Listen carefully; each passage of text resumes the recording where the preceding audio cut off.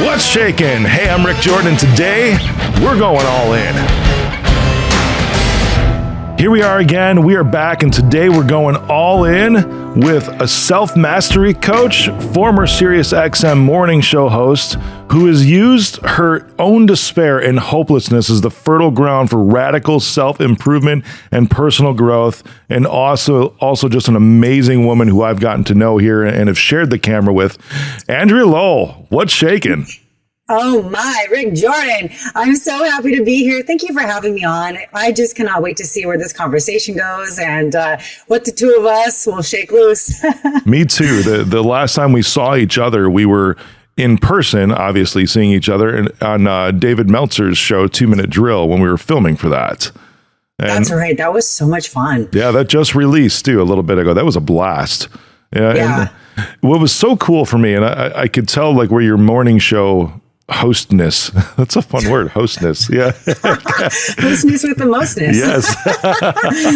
That's brilliant. Where it came in because we were talking, and it's the same thing, right? Because I mean, I try to be as much of me as possible in every aspect of it. But then when you get into this mode, and it's become better over time. So now it's like my podcast voice is like my everyday voice. It's almost become that because there's like all this energy, you know, but it was so cool because as soon as the cameras rolled, it was like, you became like this amazing, just like poised individual. I'm like, oh man, this is amazing. There's definitely a flip that switches when I'm hosting a guest on a show, presenting, you know, reading a teleprompter. You just kind of go into almost like newscaster mode, if that makes sense. I get you. And yeah, when I used to do it every day, all day, you know, on SiriusXM, 3 hours a day, nonstop talk. Like, you know, back in the day, there were no commercials. Like you had a 30-second break. You had to run to the bathroom, come back. You got so exhausted from being that performer all day that you would actually just kind of shut down when you got home. And so I'm still kind of in that mode though, like, we're all reserve my energy. And then as soon as the camera comes on, I'm like, hey, everyone, welcome to the show. There's something to that, you know, and it's, if I think back even to like Tony Robbins, right? I don't know if you go to the Netflix and watch and go to, did I say the Netflix? Did I seriously just say that? Did I say go to the Netflix, right? I make jokes. I'm like, I'm going to go look it up on the Google. That's just a joke that I'll use from now. You know, but I think I just said the Netflix. But anyways, wow. When you look on Netflix, there's a show called, or a documentary about Tony Robbins called I'm Not Your Guru. And it's cool because you get to see his pre-stage routine. And one thing that he does, I didn't know this until watching his doc, is he'll jump on this small trampoline right before he goes on stage to get himself pumped up.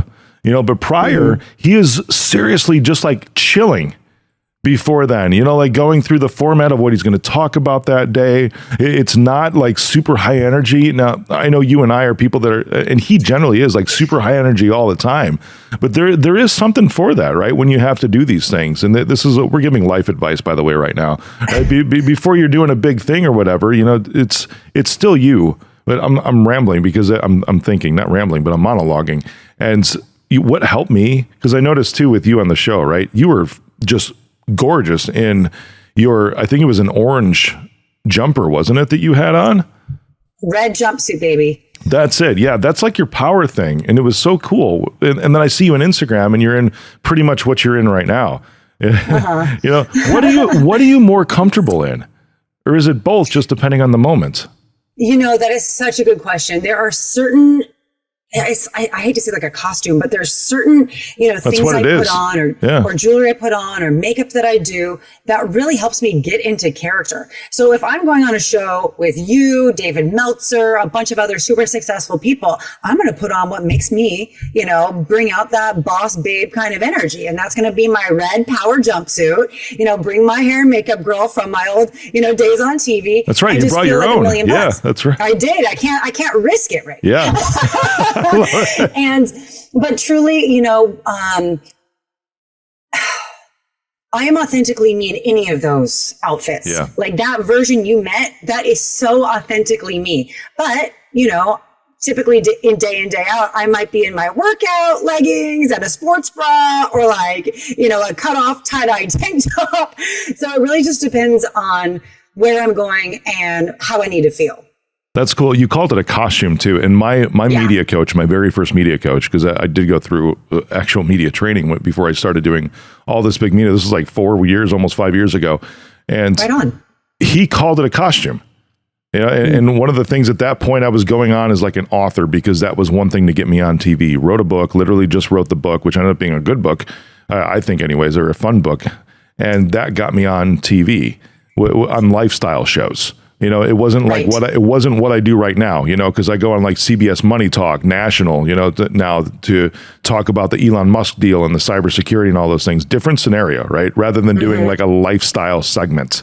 Yeah, so he's like, you got to wear a suit. You got to wear a suit with a bright tie. That's what you have to wear. That's your costume. I'm like, that's not me.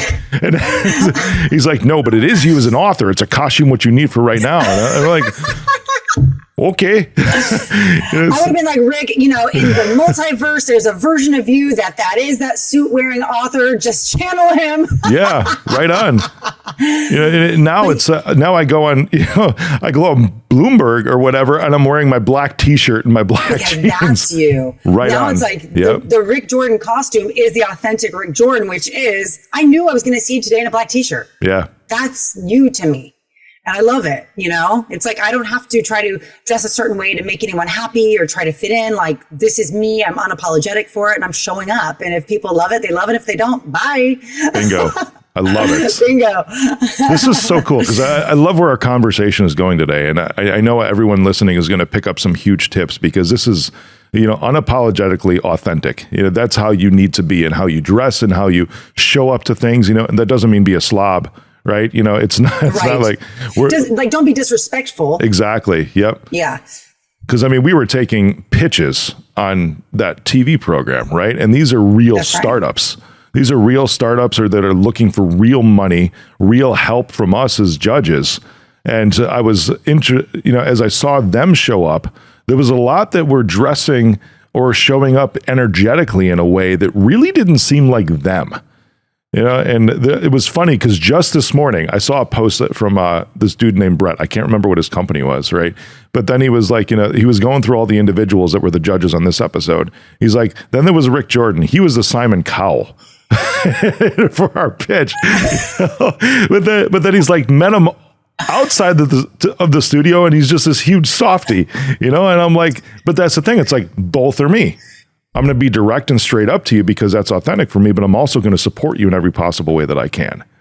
That's right. It's like if we're in a position where we're being asked to critique a pitch, I'm going to show up as Andrea, you're going to show up as Rick, and we're going to critique that pitch. Yeah. But if we're just having a conversation about coffee or, you know, a beverage of your choice or dinner or sushi or something, I'm not going to be critiquing and being very, very kind of judgmental and discerning. I'm just going to be having a free flowing conversation. So it's like a time and a place. There's a time and a place, but they're all authentically us. And that's why you and we get picked to do things like that because people know that we're going to come as us and they trust us and they know that we're not going to phone it in and they actually respect our opinion and want our opinion. And I think that's the cool thing too. So a lot of people, when they're being inauthentic, they just want to mirror other successful people or they say, oh, well, that person's doing that. Maybe I'll try what he's doing. And it's like what he's doing is being radically and ruthlessly authentic. That's him. You can't do him. You're going to get further from success if you just try to copy everyone. It doesn't mean don't be inspired by people. You know, be inspired by everyone. That's what people like you and I do. We're here to say, hey, look, we've built our businesses. We've built this lifestyle. Please let us teach you the path that we took and let us inspire you and hold your hand and guide you. But don't copy me to a T. Yeah, right on. You know what I'm saying? Yeah. Yeah. There's a difference between copying and modeling.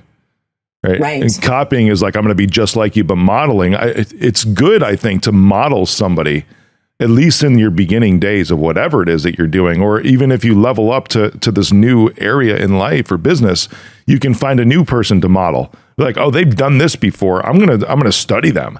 I'm going to see how they got through these struggles and past these things. And you know what? Because they probably figured some stuff out. And even more so, they probably made some mistakes that I could avoid by just looking at where they fell. 1000%. And that's why so many people get a business coach or a mentor or a life coach, because I need someone to to model that for me. Show me the path you took. Let me maybe follow your daily ritual until I find my own. Let me hear about your gratitude practice. Let me see what, you do, how you run your schedule. Yeah, let me model that. But then once you get capable after modeling someone who's inspired you, that you have a mutual agreement with, then you find what works for you based on your experience with that. Because what works for you and I might not work long term for someone else, but it might just be, that fertile ground for growth that they needed, just be put on a path. So I see benefits to modeling. Absolutely. I love it. You do a lot of talk as I follow you. I see your content. Same thing, right? You're in front of my face all the time. I love it. And you do a lot of, we're talking about being authentic and showing up that way all the time, 100% of the time. You talk so much about that. Oh my gosh. And I absolutely love it because the way that you come across is so empowering when you speak this way. And it lifts me up when I see you pop up on my feed. Was there a time, because I'm guessing anyways, that there might have been a time to where you wouldn't show up as your authentic self. And it might have been a little. Do we have, right? Yeah. Oh my God. I didn't even know who I was to show up authentically. Yeah. I was living for society's approval. I was looking for the approval of my producers, the networks. When I used to be on Sirius XM, the fans, I never really was in my own power, which is why I talk about it so much now. And it is so important that I can give other women specifically like energetic permission to be fearless, to show up as who you are, because that's our superpower. Like, yeah, we might have similar beliefs and, we might have similar mindsets and perspectives, but no one can deliver the message the way any one of us can. No one has the exact same medicine to serve humanity that we do. It might be similar to other people's, but it's this certain dose that's just so perfect. And if we don't start spilling it, sharing it, then it's almost lost. Dr. Wayne Dyer said, don't die with your music inside of you. Whoa. And that hit me like a ton of bricks because I was like, you know what? I do have music inside of me. Not that I can sing, but it's a metaphor, like I have something very special inside me. I have this experience with being inauthentic. I have this experience with not being in my power, with outsourcing all my power, with being a people pleaser. And I have found the way out of that. I have to share that with people. In my opinion, that's the purpose of life. Find your pain points and then transmute that into purpose so you can show others the path, whether that's success or getting out of, an abusive relationship, for example, or overeating, whatever it is. We all have something we've overcome, and the purpose is to show someone else how to overcome it. And I'm just so glad that I figured it out sooner than later. Yeah. Because it was pretty miserable when I was super inauthentic. Is this the time period? Because your bio, I read a little bit as we jumped into this, right? Using your own despair and hopelessness. Is that around the same time period? Yeah. So I started working in the entertainment industry pretty early, and I started working for SiriusXM specifically around like 2006. And I did that for about 12, 13 years. And I just kept performing. I never showed up as Andrea. I showed up as a caricature of Andrea, the one I thought that everyone wanted me to be. My co-host would be like, oh yeah, that's great. Do more of that. So I'm like, okay, I'm going to do more of that. My producer was like, oh, do more of that. Okay, I'm going to do more of that. And it was just an act. I was literally performing. So when we first started talking, we were talking about, showing up and talking. And I would say, yeah, I would talk for 3 hours a day, and then I would just shut down. When you're performing, it's exhausting and you have to hermit afterward and cocoon and regenerate. You and I know that when you're in flow and you're in purpose and you're having inspired conversations, you hang up that phone, you put that mic down, and you can go run a mile. You're like, I am so jazzed up on life. So that was one of the things too that I realized. I am not doing what I should do. I'm not using my God-given talents and abilities and passions in the right arena. Like clearly, I love being on camera. I love talking. I love teaching. I love a microphone. But I'm talking about the most stupid things on earth on this morning show. We're talking about butt implants and, all the stuff that really matters in life, right? Exactly. And I'd already gone through my spiritual awakening the last 5 years of this. And I'm just like, that's when I felt that despair and that hopelessness, because I wasn't being honest with myself about why I was staying in that job. I told myself, I'm laughing all the way to the bank. I know that this is not a vibrational match to who I am or what my purpose is or where I reside, vibrationally. But I'm just gonna take him to the bank is what I would tell myself. But then I'd go home every day absolutely exhausted and absolutely miserable. And I couldn't understand why all my other friends were so happy and why I had it all on paper. I had the house, the car, the everything, the VIP. And I just was miserable. And my coping mechanisms were not good. Excessive drinking, partying, shopping. I mean, anything that I could try to fill this spiritual size hole. Oh yeah. But I kept filling it with material and alcohol and like things, anything that wasn't that substance. I had a God substance deficiency and I was trying to fill it with stuff. And that was making me even more miserable. And so that's the hopelessness and the despair, because I remember sitting alone on my couch night after night and I didn't have the humility or the courage to ask for help or admit that I was struggling internally. And finally, I had to wake up and say, you're lying to yourself. Yeah. Like, you're the problem. It's not the show you're on. It's not the this, it's the that. It's the fact that you're telling yourself this narrative because you have some like low key financial fear, or this fear that you're not going to be able to find a job that's like that easy. You're just talking to a mic for 3 hours. And that kept me there. It kept me trapped. And we know fear is a liar. Yeah, it is. So I had to get honest with myself. And I had to say, you know what? That's BS. My higher power, who I choose to call source or God or the universe, didn't bring me this far to bring me this far. Like, this is not it. So that's when I decided, you know what? I'm going to change everything. And, the show ended. I started working on dedicating my life to coaching and mentoring people, and the rest is history. I'm so happy now. And that hopelessness that I felt, it's not an exaggeration. I literally felt that there was no way out because I was relying on my thinking to solve a spiritual problem. So of course it's hopeless, because what's between my ears will never solve a spiritual problem. And I just couldn't figure it out with, my intellect. And it was mental anguish, actually.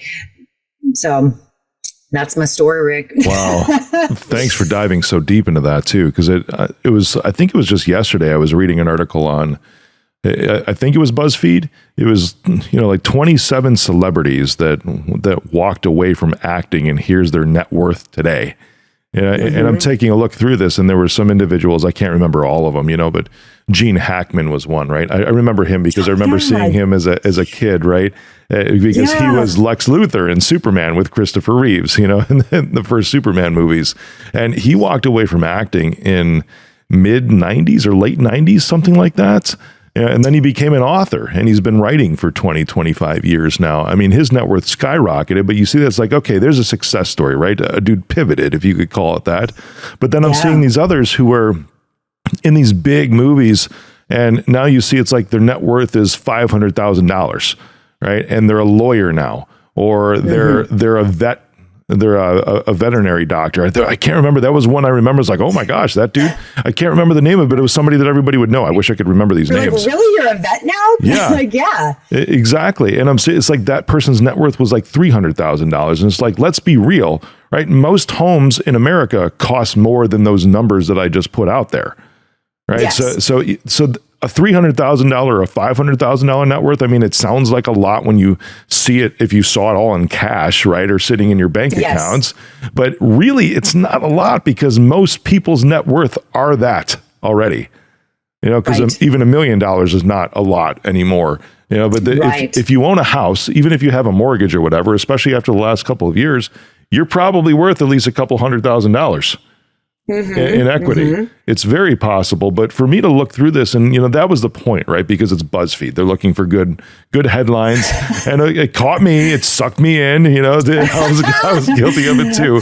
But then I see like them going from making all these millions to having a net worth as a vet, of like 300K. But I looked at that photo and I'm like, I bet she's happy. And I was so inspired by this article at seeing all these individuals that had the courage to walk away from something that was not serving them, that would cause them to go into a lot of unhealthy coping.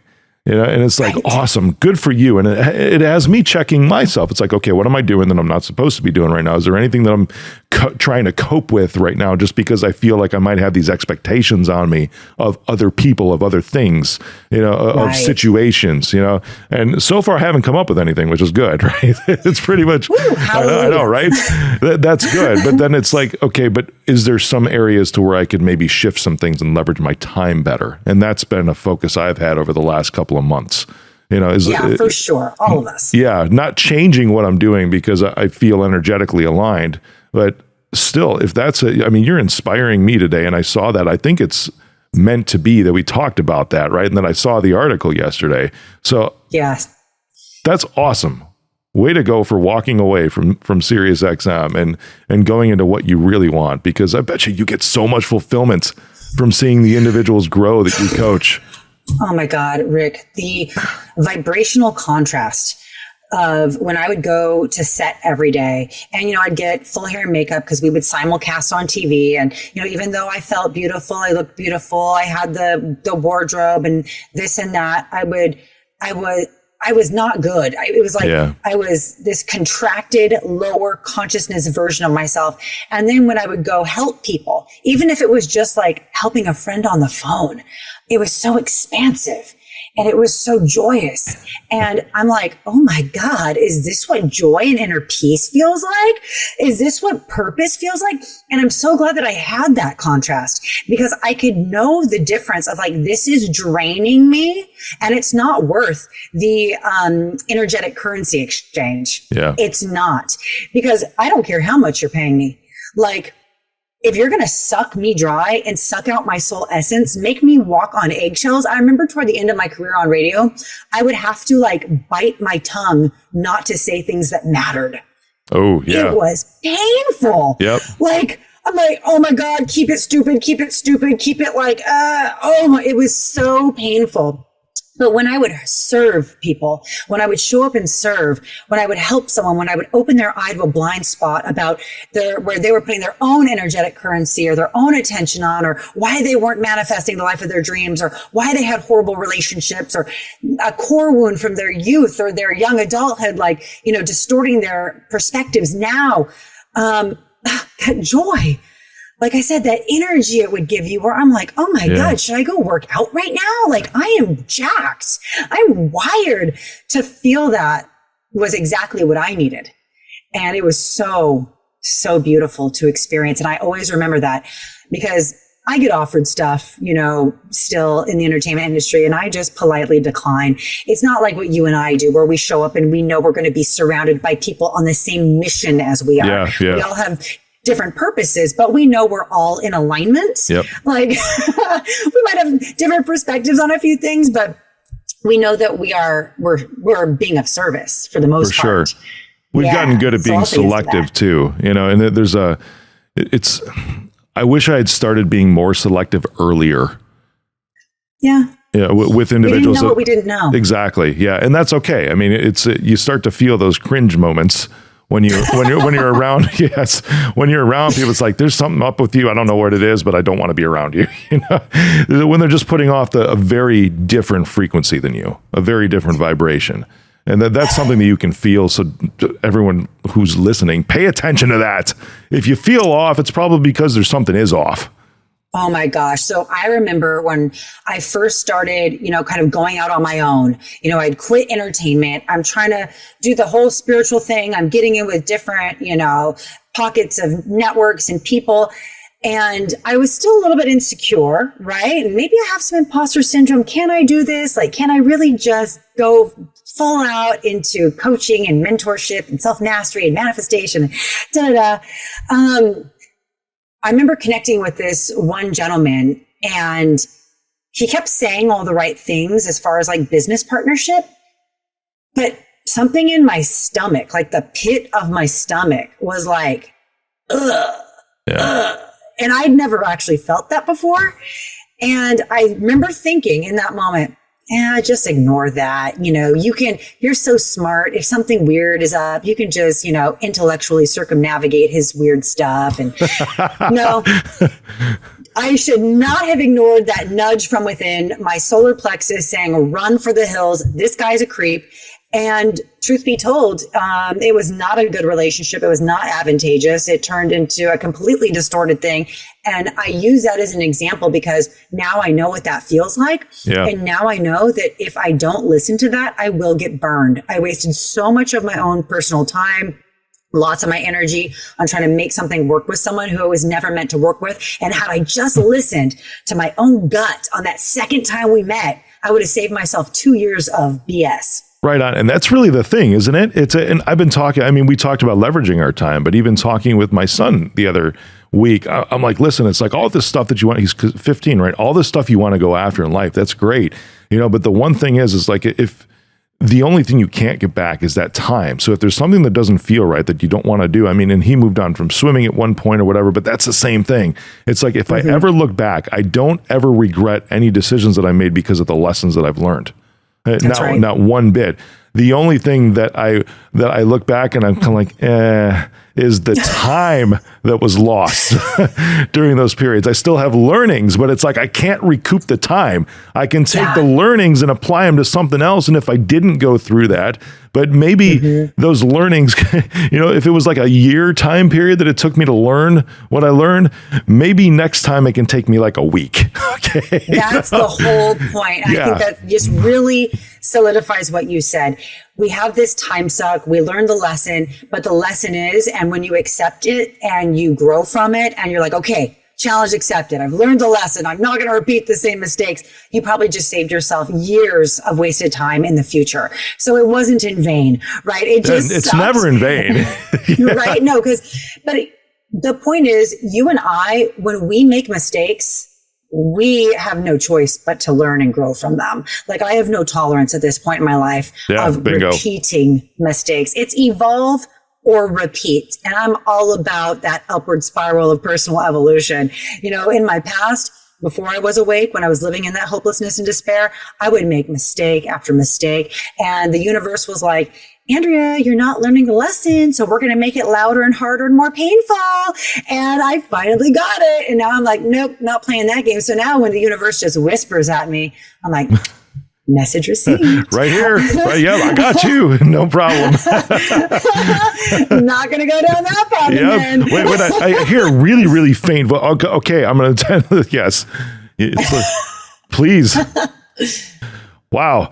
So you've got amazing stuff, right? You've got a blueprint, why can't I say that word today? Blueprint for Bliss, right? Yeah. Which intrigues me that you help women with a lot, right? And this is something that you created at the suggestion of a client. And tell me a little bit about this. And then I also want, before we go, because I think I love actionable things, like what they could do tomorrow. So when you see people that were like you, I also want to hear about, like, what's the first thing you tell them to do? Okay. That's such a good question, because I actually have been asked this question kind of a lot lately, and it had never been asked before. So you're tapping into that collective need, Rick, of people need to know, where do I start? So the blueprint, I'll kind of take you through it. And it's designed because this is what I found works 100% of the time with everyone when I take them through this way. So for people listening, you can follow this advice and start to delve into these lines of research and these lines of self-practice, because what I coach is self-mastery. And through self-mastery, you achieve the most epic, awesome, aligned manifestations without even trying, because your frequency is so clean because you've got rid of all the crap. So I start by teaching my clients the truth about the quantum reality in which we live. And if we don't know frequencies, if we don't understand that everything is energy and intention vibrating at different speeds and resonances, then we won't know how to harmonize with it. So I go into a deep dive, but a kind of layman deep dive. I don't want to lose anyone on quantum mechanics, and just kind of get them starting to know the subatomic chaos and how that works and how we can harmonize with it through universal law, specifically karma and gratitude. So a lot of people that are just starting out in their journey, I might suggest watch something like What the Bleep Do We Really Know, a documentary from like 2003 that got me really interested in quantum theory. And then I would say, learn about the frequency of gratitude. You know, gratitude is this really big word that it's in therapy, it's in spiritual groups, it's in memes, but no one's explaining why it works. Yeah. Why it works is because it's the highest frequency. And you know, because you're super grateful, it's the highest frequency, same as unconditional love. So if I am focusing on being grateful all day, every day, of course, I'm going to call in a magical life. And it's okay if we have a bad day. A bad day doesn't, you know, negate or overpower your default frequency. So what we try to do is get our default frequency to gratitude. So that's where we start. And the next thing we do is we get rigorously self-honest. So this is step 2 in a 7-part blueprint where I got to look at me. Remember I told you I woke up when I realized I was lying to myself? Yeah, yeah. So I got to show my clients anywhere where they might be lying to themselves, where you get to be that person. I love it. I love it too. I do it super objectively. I'm like, everyone's big sis. Like, I'm not mean or judgmental. I can't be mean or judgmental because I know the crazy thoughts and actions I took when I was in denial. So why would I judge anyone for their crazy thoughts or actions? For sure. Right? And it's such a different place too, because, and this is key, I'm sure it is when they're at this point in your blueprint with you, they're already wanting to make that change. And that's a huge prerequisite. It's a requirement to actually being able to accept or even ask the question, hey, where am I lying to myself? 1000%. And my clients always say to me, thank you so much for showing me my blind spots. Yeah. I'm like, that's what I'm here to do. This is what you agreed energetically when we signed up to work with each other, you know, in the I Am Everything project's what I'm really talking about. That's what we're doing. So thank you for allowing me to shine the light on it and being willing to do the work. So we start looking at that and we start to see where these low key frequencies of self-doubt, shame, lack, guilt, judgment, resentment are shooting out, but like, we don't even know, you know what I'm saying? Like, we don't know we're walking around shooting out these negative frequencies. So we wonder why our life sucks or why when we are consciously manifesting, nothing's happening. Because if I don't know I'm shooting out this, but I'm trying to shoot this out, nothing's coming. It doesn't. So we have to get on that vibrational match. The third part will be ridding ourselves of the karmic sludge and the grime and the stuff that's holding us down. So the second part was we identified it. The third part is we get rid of it. And this is where we have to really cultivate a super awesome relationship with a power greater than ourselves. So I always have my clients, you know, identify who or what that is. Is it God? Is it the universe? Is it source? Is it your ancestors? Is it nature? Whatever works for you, let's start, because it just can't be your brain. Like, your brain can't be your higher power. Your brain is like your computing system, but it's not God, you know? And I mentioned that because, I think about mine, it's like, I hope not. I know if this is God, we are all screwed because my thoughts.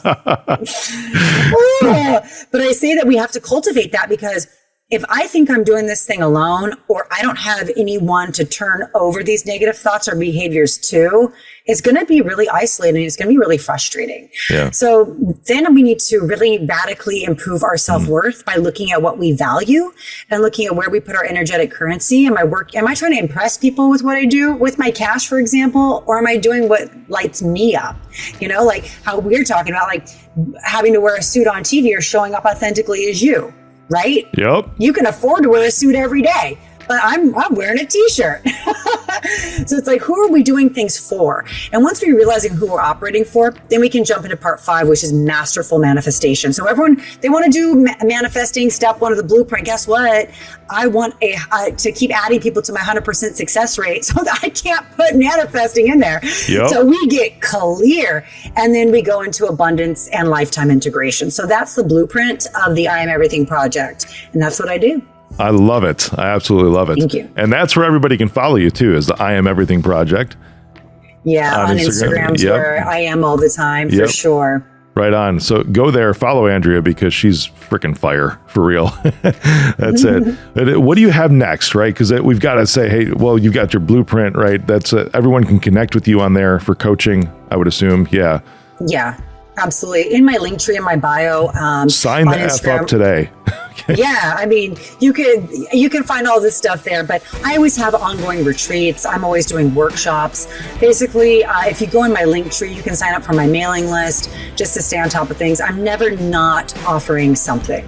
I'm here to serve. Like I'm like, this is what, my higher power put me on this earth plane to do, help people step into the highest version of themselves, create this dream life that they didn't even know that they wanted, and that's why I'm here. So that's what I do. I can't stop showing up to serve, Rick. Sweet. Thank you for giving us just so much today. It's been amazing. You've lifted me up, and thanks for the color purple in the background too. That's my favorite color. I appreciate that. I love it. It's matching your little neon sign back there. Right on. So we're twinning. Andrea, thank you. Have an amazing day. Appreciate you. Likewise, Rick.